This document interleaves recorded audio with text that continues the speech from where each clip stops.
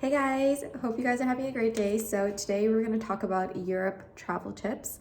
So far in Europe, obviously I stay in Dublin, Ireland, and we've been to Paris, and we are booking a few more trips. So I wanted to give you guys some tips that I've experienced, obviously going to Paris and that, but this is around like Europe in general, and I think it's the same for everybody that goes to Europe.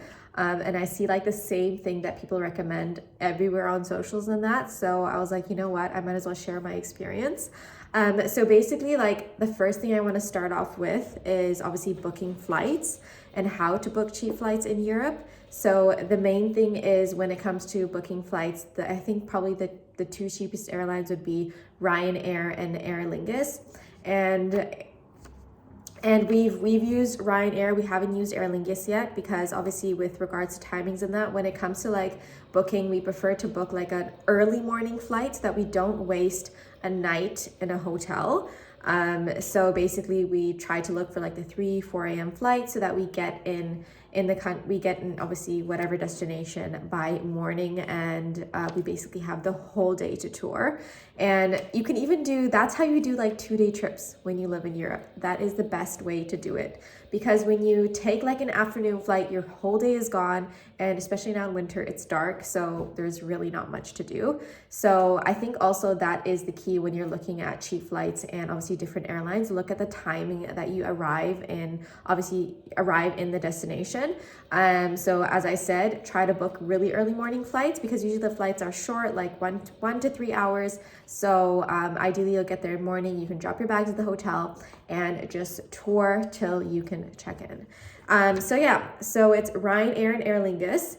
And there is another way to find cheaper flights anywhere. So if you're not really like specific to what area you want to go to, you can literally just go cheap flights anywhere Ryanair, and it'll take you to the Ryanair website, and you literally just put the date you want to leave, and obviously your budget. So obviously not more than 150, not more than 100 or whatever. And you literally get flights anywhere. You can get like Brussels for like 10 euros, certain places in the UK for like 5 euros, and then etc. Like Paris, we got it for 20 euros, which is really cheap and really, really affordable.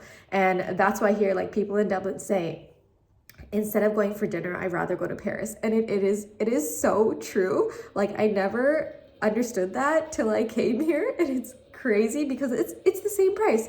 Like you rather book a flight to Paris or any other country than go for dinner, in the country that you're in. Like, why not?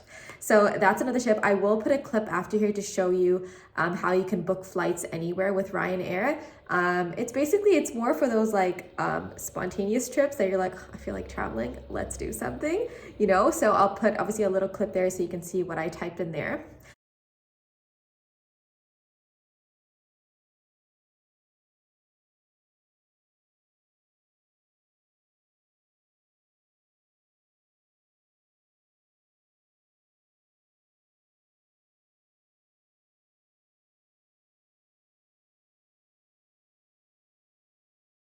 And then one thing is with obviously Ryanair, you can get your travel insurance with Ryanair. That's what my husband did because he needed to get a Schengen visa.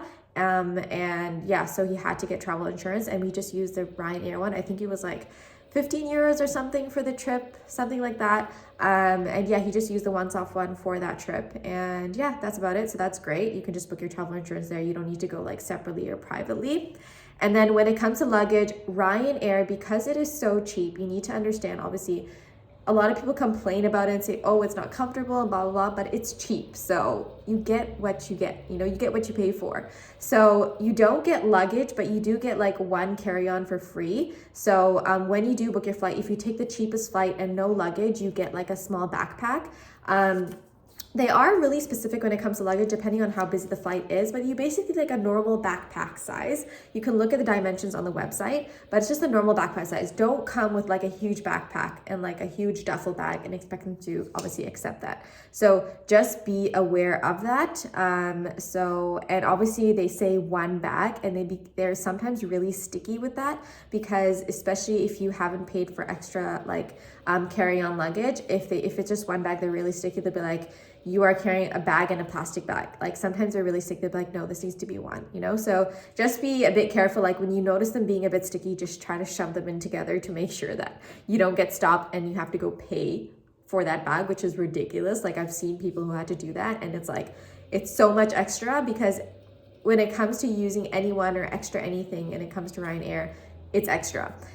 So I think for Europe, when it comes to like luggage, I definitely like try to avoid as much as you can getting check-in luggage, because I've seen so many people complain about their luggage getting lost, and I think that's the worst experience ever, to go to a country and you don't have your luggage, and like you have to buy everything from new because you don't know when your luggage is going to come. Some people don't even get it at all their whole trip, especially if you're going for a few days. So for us, what we did is we just bought extra carry-on. So you can, obviously you get the free backpack and then an extra carry-on, that you get that 10 kg carry-on.